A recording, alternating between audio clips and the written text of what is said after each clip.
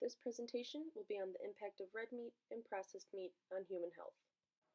Nutritionists and health experts have spent years debating the benefits and risks of eating red meat in an attempt to determine whether it is good or bad for health. So far, results have been mixed and ever-changing.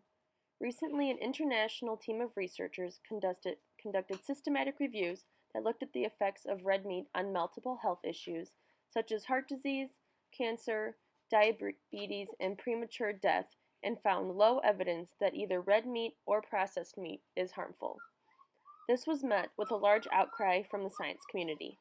This paper will look at the timeline of events and research over the years that led health experts to their conclusions on red meat and why those conclusions seem to change so often. Researchers say that red meat contains important nutrients, including protein, vitamin B12, and iron.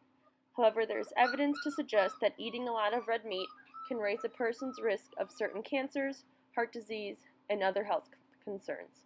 The research of this topic is very dynamic, so to summarize this topic, I will outline the current dietary recommendations and health benefits that meat consumption provides. The 20th century saw many large-income countries embracing meat as the foundation in which meals are organized. This cultural normalcy has been supported by the increased production and efficiency of the animal food supply chain. Meat has become more widely available and financially achievable. Low-income countries have also seen a rise in consumption of animal products such as meat. There is a long-standing belief that meat products are beneficial to human health. It is a good source of protein as well as vitamins and minerals. The term red meat includes beef, pork, and lamb products. A high concentration of myoglobin in this type of meat makes it appear red. Processed red meat is meat that undergoes treatment to extend its shelf life and also includes additives. The role of red meat in the global diet is divided. In developing countries, meat offers a way of reducing malnutrition and increasing food security, while in the developed world it is often viewed as a culprit in the development of diet-related diseases. The World Health Organization on Global Strategy and Diet on Physical Health and Activity in 2004 acknowledged elevated blood pressure, elevated blood cholesterol, low intake of fruit and vegetables, overweight or obesity, lack of physical activity, and tobacco use as the most important risk factors of mortality from those diseases. Recently, a number of epidemiological studies have associated red and processed meat consumption with the development of two major chronic diseases, cardiovascular disease and colon cancer. Components of red meat that have been suggested to be responsible for these relationships include the fat content, fatty acid composition, and the possible formation of carcinogenic compounds. While recommendations to limit red meat are often formed in the belief that red meat as a source of saturated fat contributes significantly to cardiovascular diseases, some evidence suggests otherwise. First, we will look at the negative effects of meat consumption. Since meat is one of the staples of the human diet, due to the high-quality nutrients and source of cholesterol and saturated fatty acids it provides, consumption of red meat or processed meat have been linked with cancers and cardiovascular diseases. In 1996, the Colon Cancer Panel of the World Health Organization Consensus Conference on Nutrition and Prevention and Therapy on Cancer concluded that intake of red meat and processed meat was possibly associated with increased risk of colorectal cancer, and recommended that fish and poultry should be chosen over red meat consumption.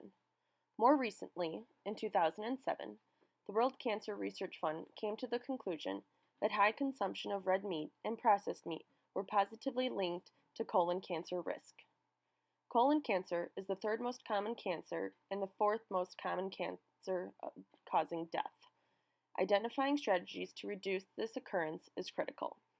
Red meat intake is also commonly considered a risk factor for cardiovascular disease, coronary heart disease, and stroke because of its saturated fat and cholesterol content.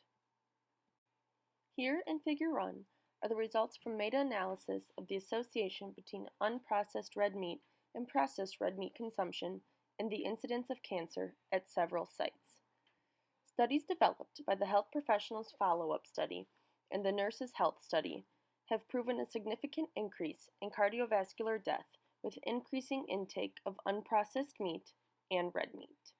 In October 2015, a group of 22 scientists from 10 countries met at the International Agency for Research on Cancer to assess the carcinogenity, the potential to cause cancer of the consumption of red and processed meat.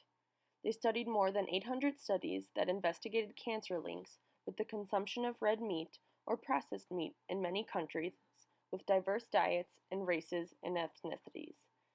It was concluded that there is sufficient evidence in humans for the carcinogenity of the consumption of processed meat. However, the conclusion on red meat was that there was limited evidence in humans for the carcinogenicity of the consumption of red meat. High blood pressure, blood lipids, smoking, diabetes, obesity, and physical inactivity are the 6 factors that have a direct correlation with cardiovascular disease developments.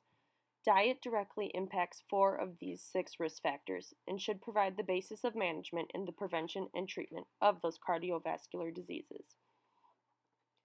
In a comprehensive review of red meat studies, they concluded that when included as part of a low saturated fat diet, fresh red meat is linked to reductions in low-density lipoprotein cholesterol. Evidence in the 2010 U.S. Dietary Guidelines Advisory Committee concluded that there is no clear link between consumption of animal protein products and blood pressure. However, recommendations to reduce animal fat, and in particular saturated fat in diets, continue to dictate national dietary recommendations. The recommendations were developed by using the Nutritional Recommendations Guideline development process, which includes a thorough review of methods to rate the sureness of evidence. A panel of members from 7 countries voted on the final recommendations. Current dietary guidelines recommend limiting consumption of unprocessed red meat and processed red meat. For example, the 2015-2020 Dietary Guidelines for Americans recommend limiting red meat intake, including processed meat, to approximately 1 weekly serving. The World Cancer Research Fund and American Institute for Cancer Research recommended limiting red meat consumption to moderate amounts and consuming very little processed meat, while the World Health Organization International Agency for Research on Cancer suggested that consumption of red meat is probably carcinogenic to humans, whereas processed meat is considered carcinogenic to humans. Next, we will look at the positive effects of red meat and processed meat consumption. Red meat has been an important part of the human diet all through evolution. It is thought that meat was added into the diet 2 to 6 million years ago. It has also been suggested that without the addition of animal meat in the diet, it is unlikely that evolving humans could have attained their large and complex brain.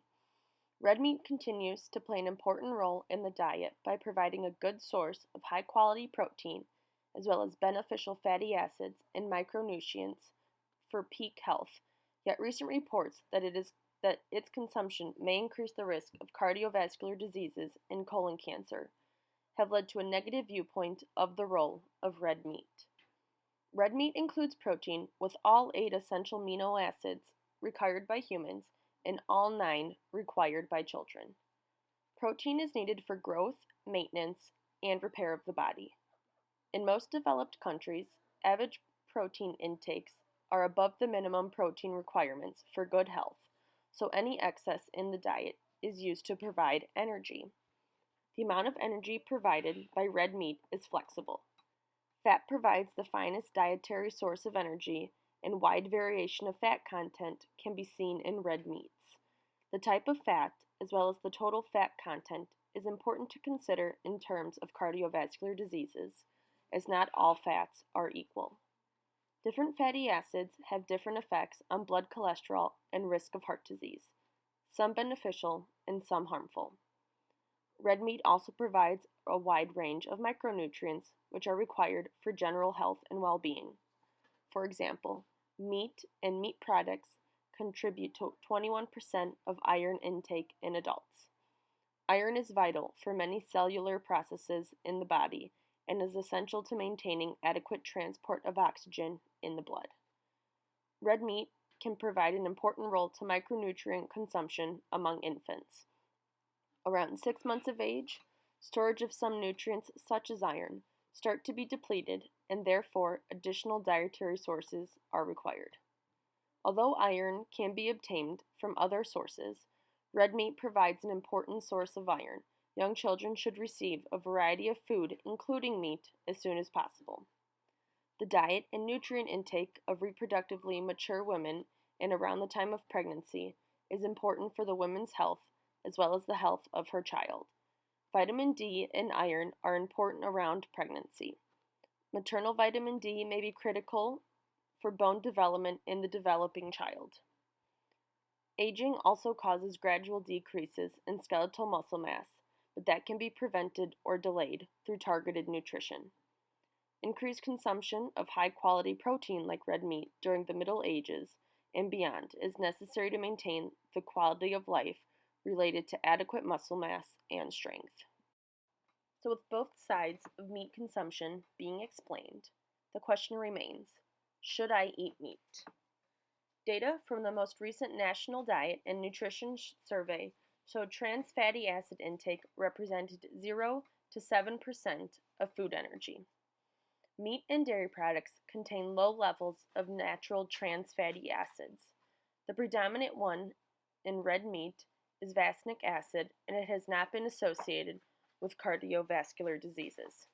Generally, there has been no consistent use of any type of study in the exploration of the relationship between red meat consumption and cardiovascular diseases. The outcomes examined are not consistent, making it difficult to compare their findings. Red meat created today is leaner and lower in fat content than that produced years ago. Recently, lean red meat has been described as low in saturated fatty acids and total fat. When trimmed of the excess fat, cuts of beef and lamb were found to contain less than 5% total fat content. When lean red meat consumption has been investigated, all studies have failed to show any negative effects on blood concentrations of cholesterol. Trans unsaturated fatty acids have been labeled powerful in their ability to increase blood concentration of cholesterol. This has led to recommendations recommending their full or partial removal from the manufacturing process of food products. There is growing evidence that transvasinic acid, the most trans fatty acid found within red meat, has no effect on either total cholesterol or lipoproteins, cholesterol concentration. Therefore, the trans fatty acid content of red meat is unlikely to be a great risk factor of cardiovascular diseases. Approximately 80% of colon cancer cases are thought to be caused by adjustable diet and lifestyle inputs. However, it is unlikely that red meat consumption is an independent risk factor for colon cancer development due to the nature of the disease and the large number of relating risk factors. Therefore, it is unlikely that reducing red and processed meat consumption alone is enough to reduce colon cancer risk. Overall, there is no strong evidence to support the recent assumption from the World Cancer Research Fund report that red meat has a large role to play in colon cancer. A large amount of evidence supports the role of lean red meat as a positive mediator of lipid profiles. Moderate consumption of lean red meat as part of the diet is unlikely to increase the risk for cardiovascular diseases or colon cancer, but may in fact positively influence nutrient intakes and fatty acid profiles, having an overall positive impact on long-term health. Red meat provides a rich source of high-quality protein and a variety of important nutrients that are vital for peak health. The nutrients in red meat can provide a useful contribution to the intakes of key nutrients commonly found to be short in the diets of some population groups, in particular infants, reproductively mature women, and older adults. Those groups may benefit from including lean red meat in their diets. Overall, generating higher certainty evidence regarding the impact of red meat and processed meat on health outcomes are necessary and important. Several studies have hypothesized that the fat content of red meat might be a risk factor for cardiovascular diseases. However, there's a lack of evidence to support that consuming lean red meat can increase risk of those diseases. There is a need for future studies to investigate lean red meat in relation to cardiovascular diseases as well. There is also limited evidence regarding unprocessed red meat intake and cardiovascular disease, as well as a link of meat intake in general with other diseases such as colon cancer. Nevertheless, the above information suggests that dietary adjustment may be a promising tactic for the prevention of cancers of the colon and cardiovascular disease.